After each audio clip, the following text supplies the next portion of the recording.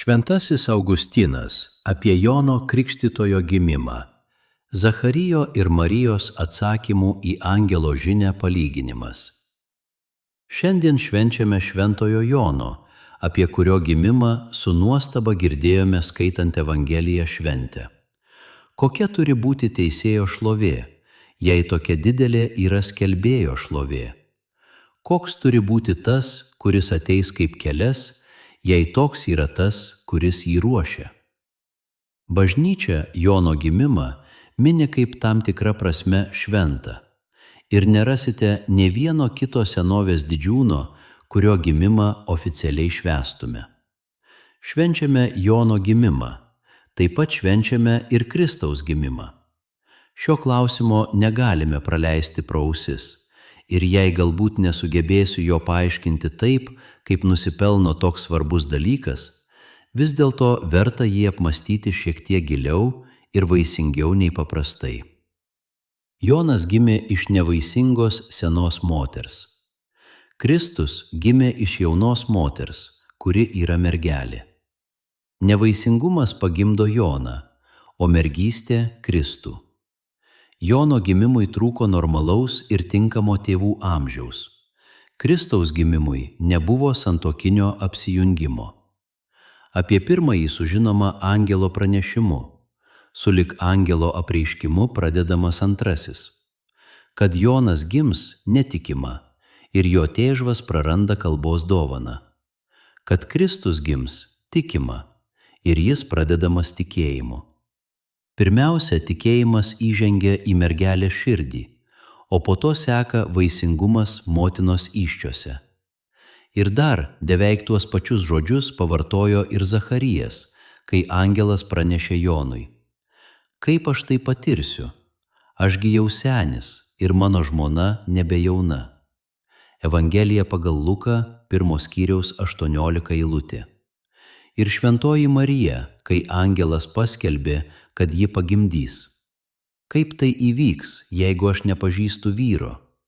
Evangelija pagal Luką, 1 skyriaus 34 eilutė. Praktiškai tie patys žodžiai. Zacharijui atsakoma: štai tu tapsi nebylys ir negalėsi kalbėti iki tos dienos, kurią tai įvyks, nes nepatikėjai mano žodžiais, kurie išsipildys savo metu. Evangelija pagal Luką, 1 skyriaus 20 eilutė.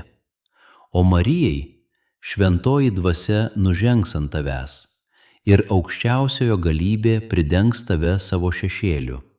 Todėl ir tavo kūdikis bus šventas ir vadinamas Dievo sūnumi. Evangelija pagal Luką, 1 skyriaus 35 eilutė. Jam duodamas priekaištas, jai informacija.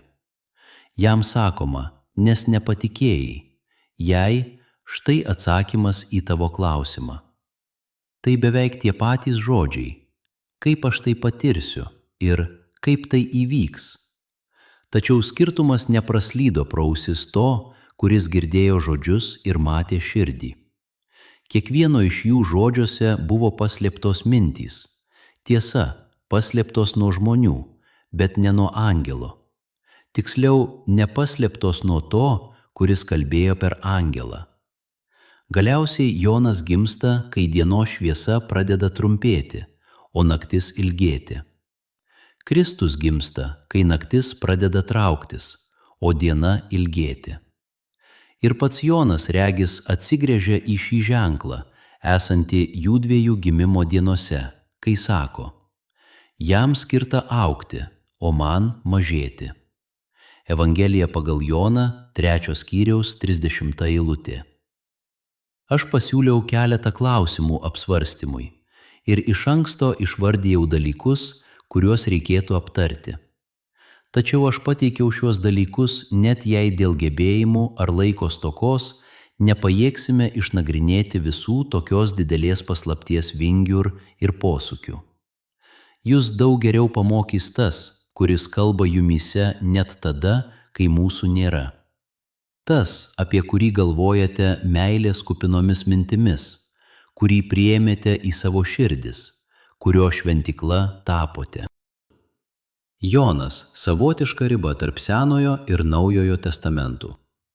Atrodo, kad Jonas buvo įterptas kaip savotiška riba tarp dviejų testamentų – Senojo ir Naujojo. Kad jis vienaip ar kitaip yra riba, kaip sakiau, nurodo pats Viešpats, sakydamas: iki Jono buvo įstatymas ir pranašai. Evangelija pagal Luką, 16 skyriaus 16 eilutė. Taigi jis atstovauja senovę ir skelbia naujovę. Kadangi jis atstovauja senovę, jis gimsta iš pagyvenusios poros. Kadangi jis atstovauja naujovę, jis apsireiškia kaip pranašas savo motinos įsčiose. Pamenate, kaip dar negimęs atėjus Marijai, jis šoktelėjo motinos įsčiose. Jau ten jis buvo paženklintas, paskirtas dar prieš jam gimstant. Dar prieš jam gimstant ir jį išvystant, jau buvo parodyta, kieno pirmtakas jis bus. Tai dieviški dalykai, pranokstantys žmogiškojo trapumo mastą. Pagaliau jis gimsta, gauna vardą, jo tėvui atrišamas liežuvis.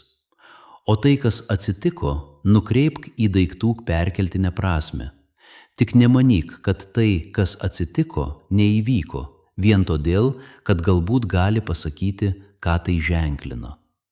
Kreipk šį įvykusį dalyką į daiktų prasmę ir stebėk didį slėpinį. Zacharijas apstulpsta ir tampa nebyliu, iki kol gimęs Jonas, Viešpaties pirmtakas, išlaisvina jo balsą. Ką reiškia Zacharijo tylėjimas, jei ne tai, kad pranašystė yra neaiški, o prieš Kristaus paskelbimą vienaip ar kitaip paslėpta ir nutylėta. Ji išlaisvinama ir atveriama jam atėjus, ji tampa aiški, kai ateina tas, apie kurį buvo pranašaujama. Zacharijo balso atgavimas gimus Jonui turi tokią pat reikšmę, kaip uždangos perplyšimas Kristaus nukryžiavimo metu. Jei Jonas būtų ketinęs skelbti save, jis nebūtų atvėręs Zacharijo burnos. Zacharijo liežuvis atsiriša, nes gimsta balsas. Mat, kai Jonas jau skelbė Viešpatį, jo klausė: kas tu esi? O jis atsakė: aš tyruose šaukiančiojo balsas. Evangelija pagal Joną, 1 skyriaus, nuo 22 iki 23 eilutės. Jonas balsas, Kristus žodis. Jonas balsas, tačiau Viešpats pradžioje buvo žodis. Evangelija pagal Joną, 1 skyriaus, 1 eilutė. Jonas balsas kuriam laikui, Kristus amžinasis žodis pradžioje. Atimkime žodį ir kas tada bus balsas? Ten, kur nėra prasmės, jis bus tik tuščias triukšmas. Balsas be žodžio tik kutena ausį, jis neugdo intelekto. Vis dėlto, užsiimdami savo intelekto ugdymu, laikykimės tvarkos. Jei galvoju, ką pasakyti, mano galvoje jau yra žodis. Bet kadangi noriu su jumis kalbėti, ieškau būdo, kaip tai, kas jau yra mano galvoje, galėtų atsidurti ir jūsiškėje. Ieškodamas šio būdo, kaip žodis, kuris jau yra mano galvoje, galėtų pasiekti jus ir įsitvirtinti jūsų galvoje, aš imuosi savo balso ir tuo balsu, kurį turiu, kalbu jums. Mano balso skambesys perteikia jums mano žodžio supratimą. Ir kai balso skambesys perteikia jums žodžio supratimą, garsas iš tiesų baigėsi, bet žodis, kurį garsas perteikia jums, dabar yra jūsų mintyse ir nėra nutolęs nuo manojo. Taigi, ar neatrodo, kad pats garsas perdavęs žodį tau sako: jam skirta augti, o man mažėti. Garsas suskambo, kad atliktų savo tarnystę ir pasitraukė, tarsi sakydamas: šiam mano džiaugsmui dabar jau nieko netrūksta. Evangelija pagal Joną, 3 skyriaus, nuo 29 iki 30 eilutės. Laikykimės žodžio, nepraraskime žodžio, užsimezgusio pačiose mūsų proto gelmėse. Ar norite, kad balsas išnyktų, o žodžio dieviškumas išliktų? Jono Krikštas, kur jis dabar yra? Jis atliko savo tarnystę ir iškeliavo. Dabar lankomasi Kristaus krikšte. Mes visi tikime Kristumi, visi tikimės išgelbėjimo Kristuje. Tai žodis, kurį perteikė balso skambesys.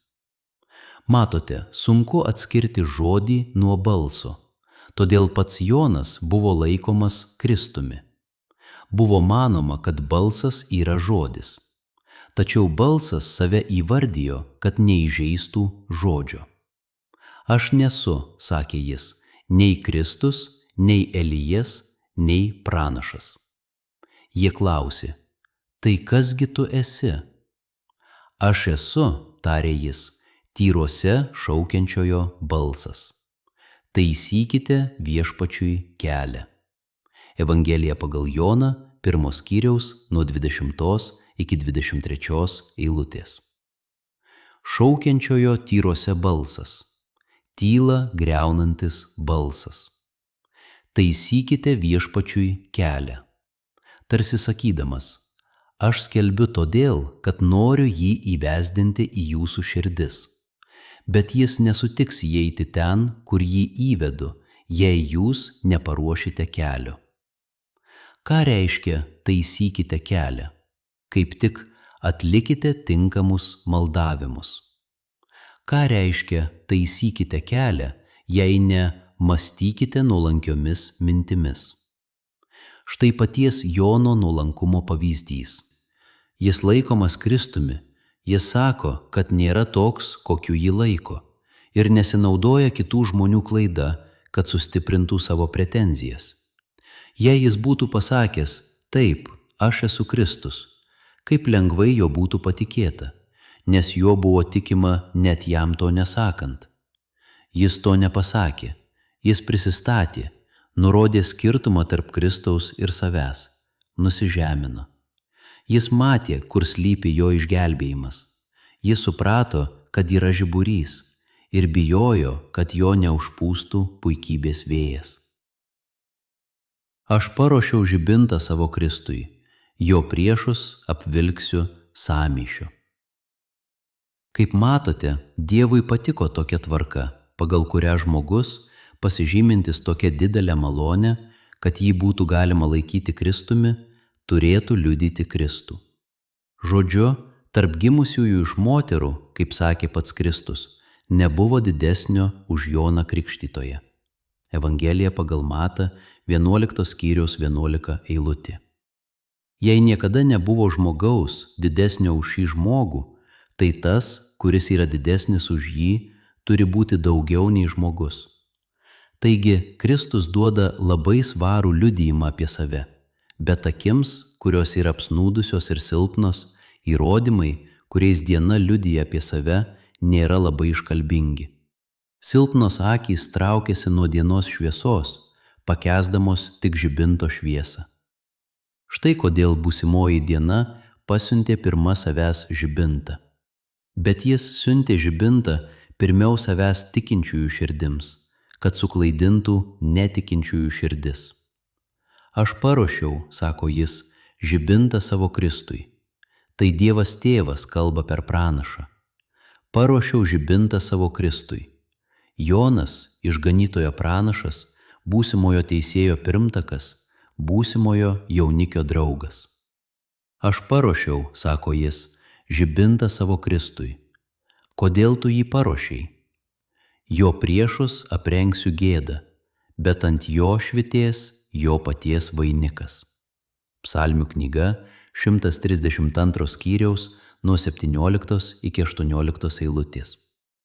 Kaip šiuo žibintu jo priešai buvo apvilkti sumaištimi? Atidžiai išnagrinėkime Evangeliją. Žydai, norėdami jį pagauti, klausė viešpaties. Sakyk, kokia galia tai darai? Jei tu esi Kristus, pasakyk mums atvirai. Evangelija pagal Luką, 20 skyriaus 2 eilutė. Jie ieškojo preteksto, o ne tikėjimo, kažko, kuo galėtų jį pagauti, o ne kažko, kas juos išlaisvintų. Šiaip ar taip, tas, kuris matė jų širdis, atkreipkite dėmesį, kokį atsakymą jis davė, kad suglumintų juos, nurodydamas į žiburį. Ir aš noriu jūs paklausti vieno dalyko.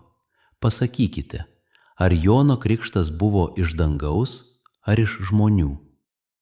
Jie iš karto sumišo, ir nors dienos šviesa švietė tik švelniai, buvo priversti markstytis, nes nepajėgė į tą spindesį žiūrėti.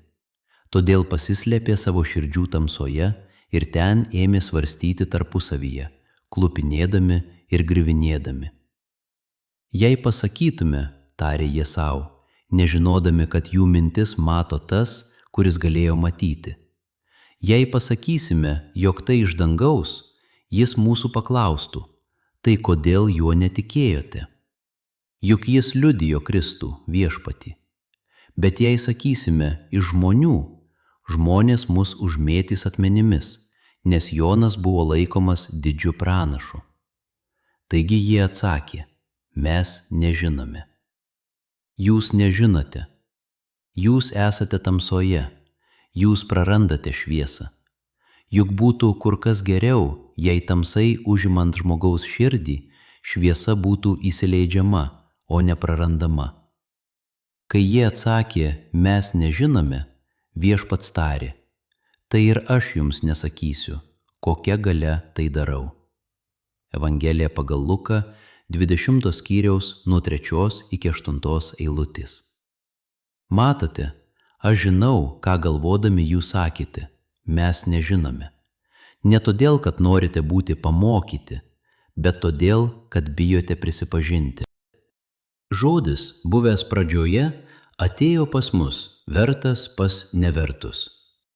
Ši dieviškoji tvarka, kiek ją gali pavykti ištirti bet kuriam žmogui, geresniems protams geriau, mažesniems mažiau, ši dieviškoji tvarka mums duoda užuominų apie didį ir reikšmingą slėpinį. Kristus, matote, turėjo ateiti kūne, ne kaip kas nors kitas, ne angelas, ne pasiuntinys, bet ateiti pats ir jus išganyti. Izaijo knyga, 35 skyriaus 4 eilutė. Turėjo ateiti ne bet kas. Ir vis dėlto, kaip jis turėjo ateiti? Jis turėjo gimti mirtingojo kūne, tapti mažyčių kūdikiu, būti paguldytas į ėdžias, aprengtas lopšio drabužiais, maitinamas pienu, turėjo užaugti ir galiausiai net būti nužudytas. Taigi visuose šiuose nuolankumo požymiuose iš tiesų yra kraštutinio nuolankumo modelis. Kas rodo šį nuolankumą? Kažkas labai išaukštintas. Kaip labai išaukštintas? Neklauskite žemėje, pakilkite aukščiau žvaigždžių. Kai pasieksite dangaus angelų būrius, iš jų išgirsite, eikite toliau mūsų. Kai pasieksite sostus, viešpatystės, kunigaikštystės ir galybės, laiškas Kolosiečiams, 1 skyriaus 16 eilutė, išgirsite, eikite toliau mūsų, mes irgi esame sukurti. Viskas per jį padaryta. Evangelija pagal Joną, 1 skyriaus 3 eilutė. Pakilkite aukščiau už visą kūriniją, kad ir kas būtų sukurta, kad ir kas būtų sutverta, kad ir kas būtų kintama, su kūnu ar be kūno, pakilkite aukščiau už visą tai. Dar negalite to padaryti matydami, pakilkite ant tikėjimo sparnų, pasiekite Kūrėją. Tikėjimui tuo tarpu žengiant į priekį, atvykite ten, kur jis jūs veda, atvykite pas Kūrėją. Ten pagaliau pažvelkite į pradžioje buvo žodis. Evangelija pagal Joną, 1 skyriaus 1 eilutė. Matote, jis nebuvo sukurtas kažkada ar kažkuriame kitame laike, bet tiesiog buvo pradžioje. Ne taip, kaip sukūrimas, apie kurį sakoma, pradžioje Dievas padarė dangų ir žemę. Pradžios knyga, 1 skyriaus 1 eilutė. Kalbant apie tai, kas buvo pradžioje, nebuvo laiko, kada jo nebūtų buvę. Taigi tai, kas buvo pradžioje, ir žodis buvo pas Dievą, ir žodis buvo Dievas, ir visa per jį atsirado, ir be jo neatsirado niekas, ir jame buvo gyvybė. Evangelija pagal Joną, 1 skyriaus nuo 2 iki 4 eilutės. Tas žodis atėjo pas mus. Pas ką? Pas mus kaip vertus? Šalin tokią mintį. Ne, pas mus kaip nevertus. Juk Kristus mirė už bedievius. Laiškas Romiečiams, 5 skyriaus 6 eilutė. Ir nevertus, pats būdamas vertas. Matote, mes buvome neverti, kad jis mūsų pasigailėtų, bet jis buvo vertas mūsų pasigailėti, kad jam būtų pasakyta: dėl tavo gailestingumo, Viešpatie, išgelbėk mus. Ne dėl kokių nors ankstesnių mūsų nuopelnų, bet dėl savo gailestingumo, Viešpatie, išgelbėk mus. Ir būk atlaidus mūsų nuodėmėms dėl savojo vardo. Psalmių knyga, 79 skyriaus 9 eilutė. O ne dėl mūsų nuopelnų. Akivaizdu, kad ne dėl mūsų nuodėmių nuopelnų, bet dėl tavo vardo. Noriu pasakyti, kad mūsų nuodėmių nuopelnas, žinoma, yra ne atlygis, bet kerštas. Taigi todėl dėl tavo vardo. Štai tie, pas kuriuos jis atėjo, štai didybė to, kuris atėjo. Kaip jis atėjo pas mus? Žodis, aišku, tapo kūnu, kad gyventų tarp mūsų. Evangelija pagal Joną, 1 skyriaus 14 eilutė. Turiu omenyje, jei jis būtų atėjęs tik savo dieviškume, kas galėtų jį pakęsti, kas galėtų jį suvokti, kas galėtų jį priimti. Bet jis prisiėmė tai, kas mes buvome, kad neliktume tokie, kokie buvome, bet tokie, kokie buvome iš prigimties, ne dėl savo kaltės, nes matote, jis atėjo kaip žmogus pas žmones. Tačiau ne todėl, kad atėjo kaip nusidėjėlis pas nusidėjėlius. Iš šių dviejų dalykų, žmogiškosios prigimties ir žmogiškosios kaltės, jis prisiėmė tik vieną ir išgydė kitą. Turiu omenyje, jei jis pats būtų prisiėmęs mūsų kaltę, jis pats būtų ieškojęs išganytojo. Nors iš tiesų jis prisiėmė ją, kad ją iškęstų ir išgydytų, bet ne tam, kad ją turėtų kaip savo. Jis pasirodė atvirai kaip žmogus tarp žmonių, likdamas pasislėpęs kaip Dievas. Svetainė katalikų-tradicija.lt. Pasauliečių tradicinių katalikų judėjimas Lietuvoje. Išsilaikome tik iš tikinčiųjų aukų. Jei norite paremti mūsų veiklą, nuorodas, kaip tai padaryti, rasite mūsų svetainėje.